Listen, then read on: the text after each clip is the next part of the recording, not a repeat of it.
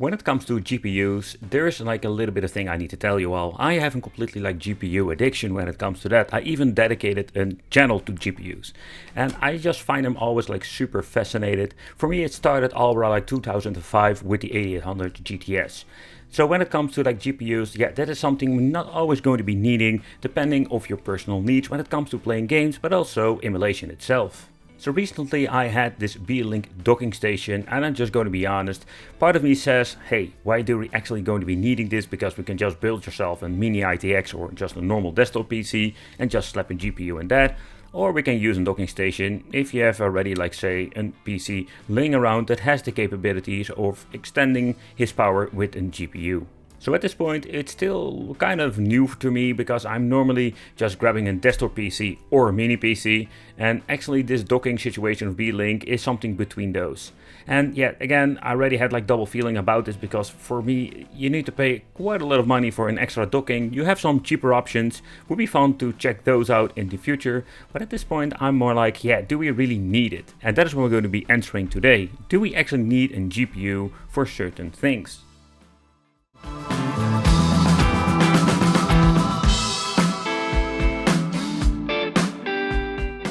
We have checked out way too many of those, let's say, game box devices. They are based on Android. Some of them will have old PC parts in the inside, like an old school Xeon or a J Intel Celeron, you name it, we have seen it all here on the channel. However, when it comes to this particular, let's say, systems, there is no upgradability. So we're not going to be focusing on that today, because most of them are like cheap old Android boxes, refurbished and reused with some Emulation.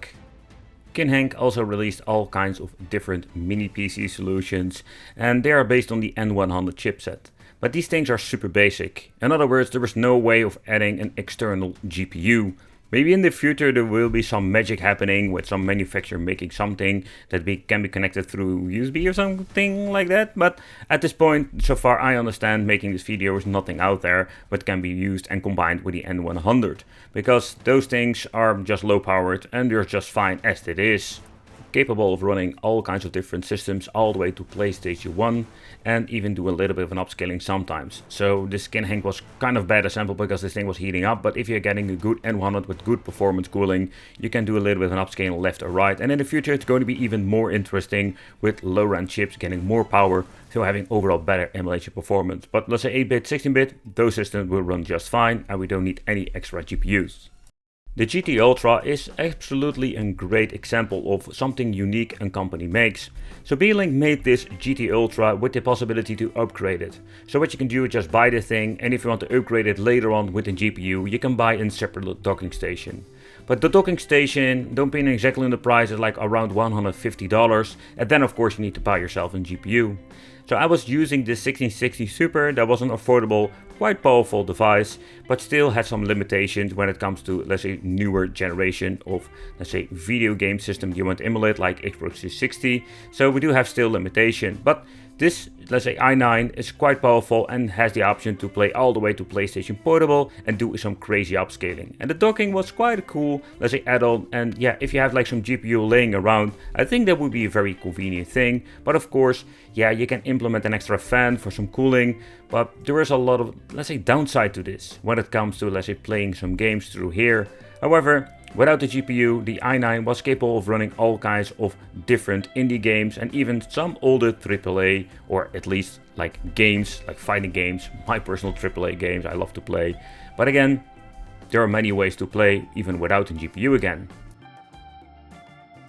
It's already some time ago that I picked up this Chris Coolmod ITX Mini PC, and yeah, this is another great example. So if you do want to have like a GPU but you don't want to use yourself like in docking and do all of this, let's say, extra stuff, you can just build yourself, buy yourself an ITX Mini PC, and we can just put in everything you like. If you want to have an Intel, if you want to have an AMD Ryzen, and of course the form factor of the GPU is going to be limited because of the size. But again, we do have like this very cool mini computer that is kind of a similar idea like a mini PC, but the only difference is that we have ourselves like a full-sized GPU on the inside, and this is going to be way more convenient, and you can bring this thing with you fairly easy. So with this ITX, it wasn't 5000 AMD Ryzen, so He went for a little bit older model, and I'm guessing this has to do with the price point because he spent a little bit more money on the GPU side. And if you're going to be combining this with the Retro Beast, so one of his images, you can play light gun game, but also you have like just fighting games and everything, and they run absolutely great on this. So particularly when it comes to Windows gaming, if you just want to use a techno parrot, then we're going to be needing a dedicated GPU. So if you're building yourself like a PC like this, or you're just grabbing a B-Link with a docking, yeah, then we're going to be needing a serious, like say, CPU-GPU combination to get something going on when it comes to emulation and gaming. But what is kind of funny, I was just playing these old school games like point blank arcade main games. You don't really need a very powerful device for that. We can play them on Pandora's boxes, we can play them on, let's say, a basic game box mini PC. Yeah, with not even a GPU attached. So for that point, we don't really need a GPU or a very powerful, let's say, extra investment of a docking station. So let's go into the Wii part with the Dolphin emulator. And this is one of those games I actually really love of the Wii.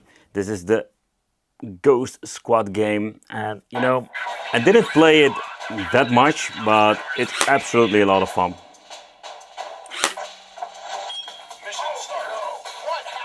Let's get into some gaming.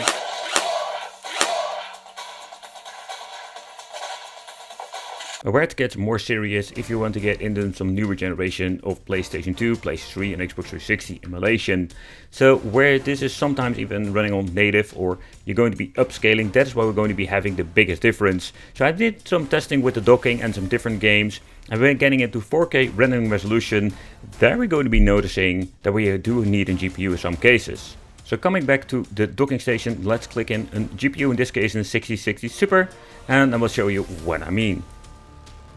The main review of the B-Link, you should check it out if you're interested. The Horizon Chase was one of those many games I've been testing it out and realizing on 1080p high settings it runs great. Street of Rage 4, a lot of those games I love to play daily, and these are just running fine on an onboard Iris chip from Intel. And then of course having some more demanding games like Hades seems to be also working well. So when it comes to those games, we don't really need a power, let's say extra power like in GPU implemented. And even the Mortal Kombat 9, one of those my personal favorite fighting games of the Mortal Kombat franchise, it runs just fine. Only with some Killer Instinct I did notice that we did have a little bit of a struggle. So when you're going to be getting into the more GPU power hungry games, then we're going to be needing a GPU, and it can still be a very cheap one like the 1660.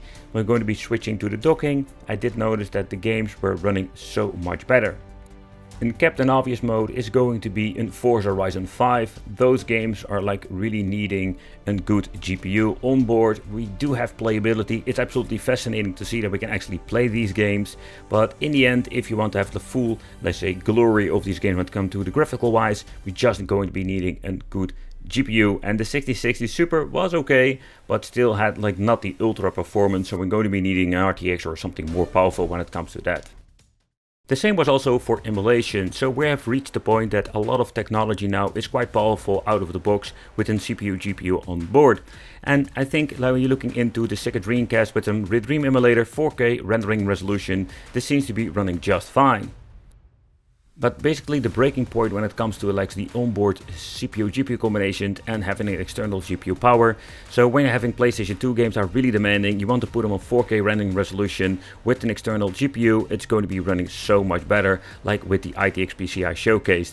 And I think that is one of the things you need to take consideration, maybe with some AMD Ryzen power, the latest one, that they have onboard enough GPU power to run also the PlayStation 2 on 4K, but that's something we should check out in the future, but also comes with a different price point. And of course, where the CPU GPUs are getting more powerful, then of course we're going to be having so much more games, including PlayStation 3, maybe Xbox 360, that we can play just fine. The conclusion of this story is, it depends on what you want to play. If you just want to play some 8-bit, 16-bit stuff and you're thinking, hey, I really don't care about 4K rendering resolution, there is a lot of stuff that you can buy for not a lot of money and can still enjoy those games. If you just want to play modern games, PlayStation 3, Xbox 360, we're going to be needing some really serious power. Of course, depending on the emulator and how the overall support is for certain games, but I've noticed even with a cheap GPU, Forza Horizon 2 has some okay performance, and sometimes we even have some little bit of GPU power left, all depending how much money you're going to be spending and what you're going to be playing. Thank you all for watching. Let me know in the comments what kind of games do you personally prefer to play, and yeah, what is actually the stuff you're going to be needing. That is in the end up to you.